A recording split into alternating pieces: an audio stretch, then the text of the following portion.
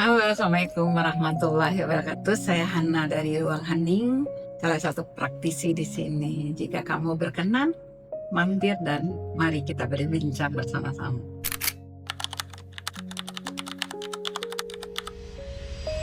Pertanyaan pertama, kenapa sekarang banyak orang yang pendam depresinya dan akhirnya nggak memperdulikan lagi, sehingga depresi ini seiring waktu membekas sampai tua nanti? Aku mau tanya nih sama kamu, Kameng. Apa yang membuat kamu yakin bahwa kamu tuh depresi?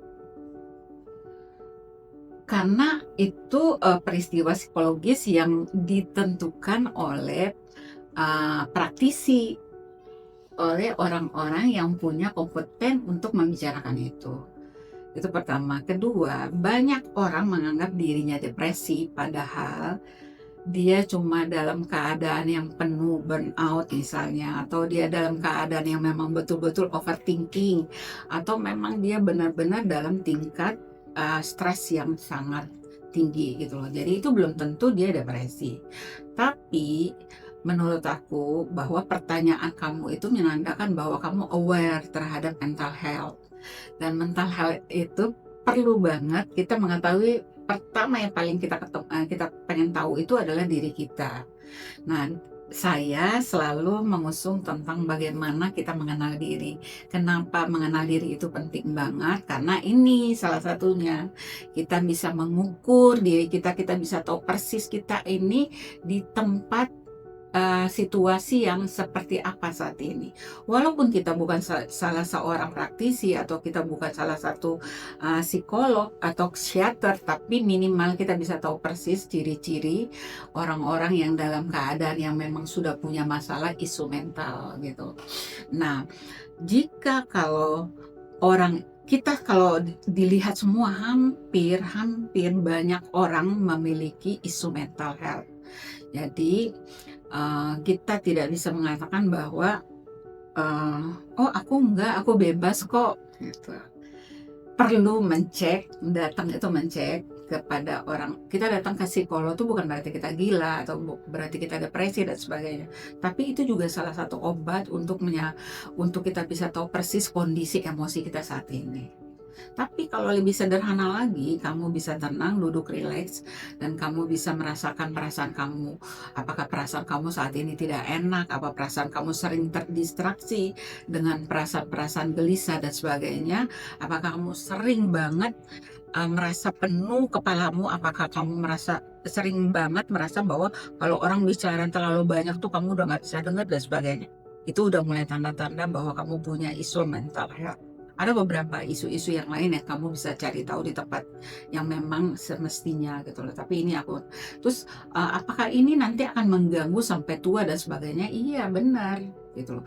Kenapa? Karena di dalam jiwa yang tenang itu pasti akan mendapatkan tubuh yang sehat. Tapi kalau jiwanya yang tidak tenang, itu efeknya kepada tubuh akan berpengaruh kepada tubuh. Emosi itu akan berpengaruh kepada tubuh.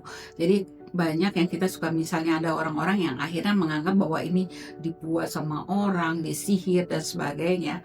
Padahal dia sakit psikis. Psikisnya disembunyi, disimpan, marah, ketidaknyamanan, perasaan-perasaan yang gak enak itu simpan terus. Pada satu titik itu meledak, dan meledak itu kepada tubuh-tubuh kita yang lemah. Misalnya kita makan yang berantakan, hidup kita berantakan, pola hidup kita berantakan, pola pikir kita berantakan, kita sering banget dalam keadaan depresi, dan kita kerja di depan handphone terus, di depan komputer terus. Nah, itu akan mengganggu situasi kita, dan apalagi kita tidak belajar untuk mindful, kita tidak belajar untuk meditasi, makan kita tidak mindful, minum kita tidak mindful. Walhasil tidur kita juga terdistraksi sama mimpi-mimpi dengan hal-hal yang membuat kita tidak merasa tidur dengan nyaman. Nah, ini lama-lama tubuh akan merekam itu, dan perlahan-lahan tubuh kalau selama dikasih makan terus, dikasih asupan terus dengan asupan-asupan yang bukan nutrisinya, maka tubuh itu akan melemah. Dan satu ketika kita tua, menjelang tua kan menjelang lemah. Nah, menjelang tua itulah semua itu akan keluar dengan sendirinya. Jadi banyak orang yang tiba-tiba, aku punya klien yang tiba-tiba badannya kurus dan sebagainya, padahal di endoskopi, diperiksa dan sebagainya nggak ada masalah. Tahu-taunya setelah diperiksa sama aku, setelah dia datang ngobrol sama aku, ternyata memang dia punya masalah dengan isu mental dia. Dari mulai umur 5 tahun sampai umur saat ini, dia mengalami banyak hal dan dia tutup, dia tidak pernah bicara, dia tidak pernah ngomong, dia tidak pernah pergi ke orang untuk ngobrol dan sebagainya, dan meledaknya tubuhnya menjadi tambah ringkih dan sakit. Apakah depresi ini masih bisa disembuhkan? Dan pada usia berapa harusnya kita mulai peduli dan menyembuhkan rasa depresi ini? Iya. Kalau bicara tentang klinis, maka kita mesti datang kepada ahlinya yang klinis. Kebetulan bukan aku yang bukan dokter klinik ya gitu. Aku salah satu teman curhat, tapi menurut aku semua penyakit pasti ada obatnya. Itu kan disampaikan dalam Al-Quran bahwa setiap penyakit itu pasti ada obatnya. Setiap zaman itu selalu ada penyakit dan semuanya ada obatnya. Setiap pengetahuan teknologi yang semakin maju, maka akan datang juga masalah untuk menguji teknologi itu. Jadi misalnya kayak kita nih, kita banyak banget pengetahuan-pengetahuan yang kita baca, kita ikutin, kita ini tahu gitu loh. Nah dari situ juga banyak hal yang nanti akhirnya keluar tentang diri kita. Oh ini kita belum ini, kita belum bikin ini dan sebagainya. Jadi semua itu pasti ada obatnya. Yang paling penting kamu sadar bahwa kamu punya masalah dengan isu mental. Terus kemudian kamu datang kepada orang yang memang punya, yang paling kompeten untuk melakukan men-treat kamu dengan baik.